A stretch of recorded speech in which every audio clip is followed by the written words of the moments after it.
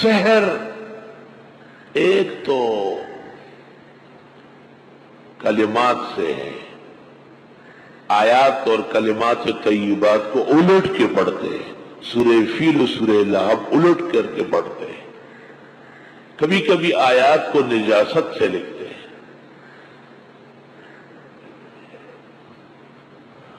اس سے شیاطین و جنات خوش ہو جاتے ہیں، پھر وہ جو تکلیف پہنچانا چاہتے وہ پہنچا دیتے ہیں۔ یہ سحر اکثر ائمہ کے ہاں کفر ہے، خاص کر امام احمد ابن حنبل کے ہاں۔ دوسرا سحر و جادو جس کو کہتے ہیں ہاتھ کی صفائی، کیا؟ سبحان اللہ، وہ بھی جادو ہے لیکن مشق ہے۔ ہمارے زمانے میں ایک جادوگر آتا تھا ہمارے اسکول میں، جہانگیرے کے اسکول میں ایڈ ماسٹر صاحب کا دوست تھا، محمد حنیف نام تھا، پشاور سے آتا تھا۔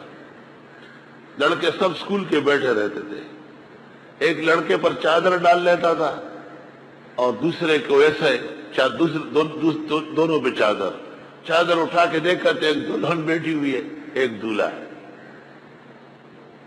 اور پھر درمیان میں چادریں لگا لیتا تھا اس طرح، اور جو چادریں ہٹائی تو دیکھ پڑے ہوتے تھے، بریانی تیار، ولیمہ تیار، درمیان میں چلتا تھا، چدارا کا غم دارازی، چدارا کا غم دارازی، دگا خبر ہو پختوں کے بیوی، جب اس کو کھینچتے ہو تو یہ آ رہا ہے، جب اس کو کھینچتے ہو تو یہ آ رہا ہے، اور پھر کہتا تھا یہ ہاتھ کی صفائی ہے، یہ جادو نہیں ہے، یہ ہاتھ کی صفائی ہے جادو۔ میں بیٹھا ہوا تھا، ہیڈ ماسٹر صاحب کی مجھ سے بڑی محبت تھی، مجھ سے کہا کیا ہے؟ میں نے کہا حضرت یہ الفاظ اور اقوال ہے، یہی جادو کے الفاظ ہیں۔ کہا کیا؟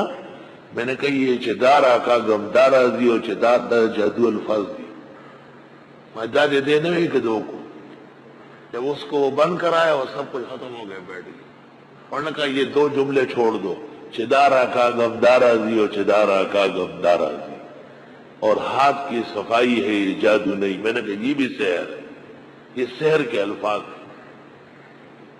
الحمدللہ وہ جو حنیف باغا پھر کبھی بھی اسکول نہیں آیا، اس کے لیے چندہ ہوتا تھا 2-3 دن پہلے، اور چھٹی ہوتی تھی، بڑا تماشا ہوتا تھا۔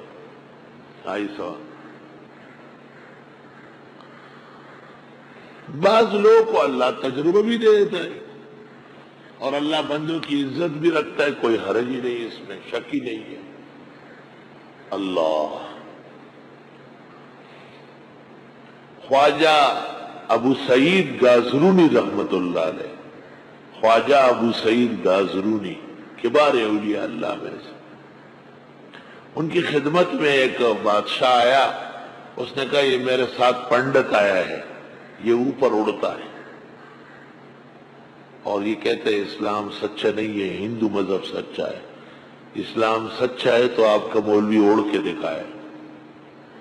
خواجہ ابو سعید گازرونی نے دیر تک سمجھایا، بادشاہ کم عقل تھا، نہیں سمجھتا تھا، وہ کہا بیٹھو، باہر نکلے صحن میں اور اللہ تعالیٰ کے حضور رو پڑے، چیخ چیخ کے روئے۔ اللہ تعالیٰ سے کہا کہ بادشاہ بہت بیوقوف ہے اور دین کو نقصان پہنچ رہا ہے، وہ آپ کے دین کی سچائی اس پر موقوف نہیں ہے، لیکن مجھے بھی تھوڑی دیر کے لیے اڑنے کی صلاحیت دے۔ بس یہ کہا اور حضرت ہوا میں اڑ گئے، ادھر بھی اڑ رہے ادھر بھی اڑ رہے۔ جب نیچے اترے پنڈت نے کہا کلمہ پڑھاؤ، کلمہ پڑھاؤ۔ بادشاہ نے پوچھا کیوں؟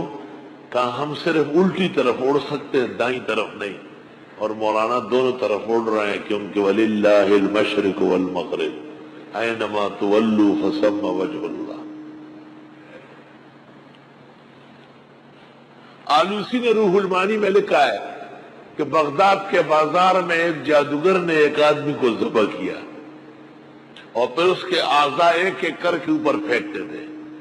آلوسی نے لکھا ہے کہ میں نے رکوا لیا اس کو، تو پھر وہ آدمی قریب المرگ ہو گیا تھا، مشکل سے جا کے بحال کر دیا۔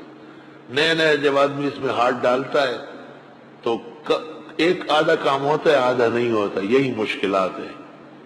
امام راضی رحمت اللہ علیہ نے لکھا ہے کہ امام ابو حنیفہ کے نزدیک کفر کے شر سے بچنے کے لیے سیکھنا واجب ہے، کفر کے شر سے بچنے کے لیے سیکھنا واجب ہے۔ حضرت اقدس مولانا مفتی محمود صاحب رحمت اللہ علیہ کا کہنا یہ تھا کہ لاہور کے مولانا موسیٰ خان صاحب نے ٹھیک ٹھاک جادو سیکھا تھا، اور حضرت فرماتے تھے کہ ملتان میں جادوگرنی تھی، وہ مولانا کی استانی تھی۔ لیکن حضرت شیخ مولانا سلیم مولانا موسیٰ خان سے مجھے تعلق رہا ہے، حضرت ہنستے تھے اور کہتے تھے یہ مفتی سے وسیمہ پور اٹھو کے بولے ماتا اس سے خبر ہے، لیکن مفتی صاحب ان کے نحوی میر سے لے کے بخاری تک استاد تھے۔ اور حضرت مفتی محمود یہ قصہ حضرت بنوری کو سنا رہے تھے، میں سن چکا۔